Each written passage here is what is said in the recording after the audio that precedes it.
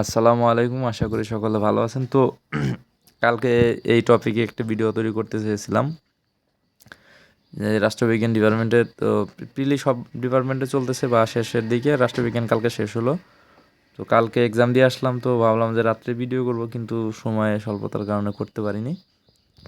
তো এই যে এক্সামটা হলো 1 মাস ব্যাপী বা যে কয়দিন লিখিত পরীক্ষা, হয়তো সামনে ভাইবা আছে, তো সেই ক্ষেত্রে আমার একটা মানে অভিজ্ঞতা বা এটাকে আমি এক্সাম দিয়ে কীরকম সন্তুষ্টি বা অসন্তুষ্টি সেই বিষয়ে কিছু বলবো।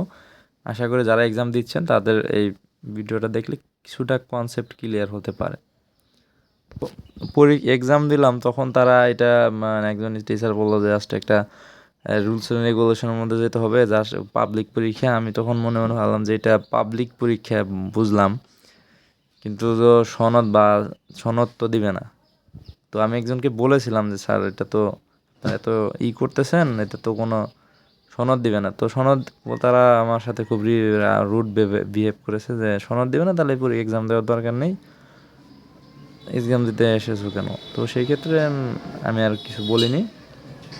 তো সেই ক্ষেত্রে বলবো যে আমি তো বারবার এর আগে বলছি যে সব ক্ষেত্রেই রেসিস্ট বা বৈষম্যের একটা বিষয় লক্ষ্য করা যাচ্ছে। তো সেই ক্ষেত্রে প্রিলি তো সবচেয়ে বৈষম্য, মানে এটার কোনো দরকারই ছিল না, জাস্ট একটা মানে West of time, West of money. এখন অনেকে বলবে যে আপনারা করতেছেন কেন, কী করবে মানুষ তো বাধ্য।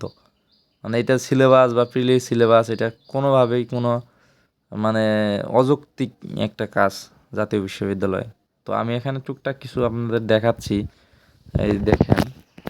যদিও এগুলো আপনারা দেখে বলবেন যে আমি এগুলো নিয়ে কেন কথা বলছি। বিষয়টা আসলে না, যেখানে অ্যাডমিট কার্ড এবং রেজিস্ট্রেশন কার্ড, তো আমার মতে যারা এক্সাম দিচ্ছে তাদের সবার সেমই। এটা একটা জাস্ট একটা ফটোকপি বলা যায়। দেখতে পারতেছেন শুধু একটা সিল মারা দেওয়া, এই দেখেন। মানে এটা একটা ফটোকপি অ্যাডমিট কার্ড এবং এই দিশা, এটা একটা কি বলবো, একটা বৈষম্যের একটা হলো উদাহরণ বা এক্সিট দিলাম, যে আমাদেরকে তারা কোনো ভ্যালুই দিচ্ছে না, জাস্ট একটা ফটোকপি ধরাই দিছে। এটা একটা কোনোভাবে মানা যায় না। আরেকটা বিষয়, এই যে প্রশ্নের ক্ষেত্রে দেখেন এটা কি পরীক্ষা, এই প্রশ্নটাকে কেউ কেউ বলতে পারবে যে এটা কী পরীক্ষা দিচ্ছি আমরা, এটা কি পরীক্ষা? কোনো পরীক্ষার নাম, কোনো বিশ্ববিদ্যালয়, কোনো কিছু উল্লেখ আছে? কিছু উল্লেখ নেই। আর এই ক্ষেত্রে এখানে কি মানে এটা কি অনার্স পরীক্ষা, না ডিগ্রি পাস, না কি মাস্টার্স, না কিছুই দেওয়া নেই। তার মানে প্রিলিমিনারি টু মাস্টার্স এটা একটা অযাচিত, অচল, অযৌক্তিক একটা পরীক্ষা, যেটা কোনোভাবে এক্সিস্ট করে না। আমার হিসাবে এই জাতীয় বিশ্ববিদ্যালয়ের এটাকে হয় বাতিল করা উচিত, আর না হয় এই প্রিলির একটা সনদ দেওয়া উচিত।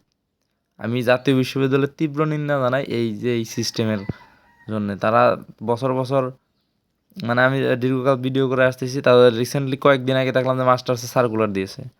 তো এখন আমাদের এক্সামই শেষ হয়নি, তারা মাস্টার্সের সার্কুলার দিয়ে বসে আছে। হয়তো 1 সপ্তাহ বেশি তাদের সার্কুলারটা রাখবে না। তো আমরা পাস করতে করতে হয়তো সার্কুলার পাবো না আমরা, আমাদের আবার 6 মাস থেকে 1 বছর বসে থাকতে হবে। মানে কি বলবো, এগুলা কেউ কিছু বলেও না, কোনো কেউ ব্যবস্থাও নেয় না। তো সেই ক্ষেত্রে তো এই জন্য লাস্ট এই এক্সামের অভিজ্ঞতা খুবই খুবই খুবই বাজে। ঠিক আছে, মানে এটার আমি অযৌক্তিক বা অসন্তুষ্ট। তো সেই ক্ষেত্রে আশা করি সকলে মানে বুঝতে পেরেছেন বিষয়টা। তো এটা মানে একদম ডিসগাস্টিং একটা ব্যাপার। তো যদিও ভিডিওটা একটু লং হয়ে গেল, 4 মিনিটের, আমি এত বড় ভিডিও করি না। তো এক্সাম যা হচ্ছে আল্লাহ পাক, পাস টাস হয়তো আসতে পারে, কিন্তু আমি মনে প্রাণে এক্সামের জন্য খুব একটা সিরিয়াস না, পড়াশোনার প্রতি সিরিয়াসনেস নাই। এত রেসিস্ট, এত বৈষম্য, এত কিছু নিয়ে আসলে পড়াশোনা ভাই হয় না ভাই। আমাদের সাথে স্টুডেন্টরা মাস্টার্স, অনার্স মাস্টার্স, পিএইচডি পর্যন্ত করে ফেলেছে, একই সাথে ইন্টারমিডিয়েট পাস করেছিলাম, কিন্তু এখন আমরা এই প্রিলিতেই আটকে রয়েছি ভাই। এটা বুঝতে হবে ভাই, এটাই বাস্তবতা। তো সেই ক্ষেত্রে আমাদের লাইফটা মোটামুটি শেষ ভাই, আর কোনো টিচার না। তো সকলে ভালো থাকেন, আর চ্যানেলে নতুন হয়ে থাকলে অবশ্যই সাবস্ক্রাইব করে পাশেই থাকেন। আল্লাহ হাফিজ।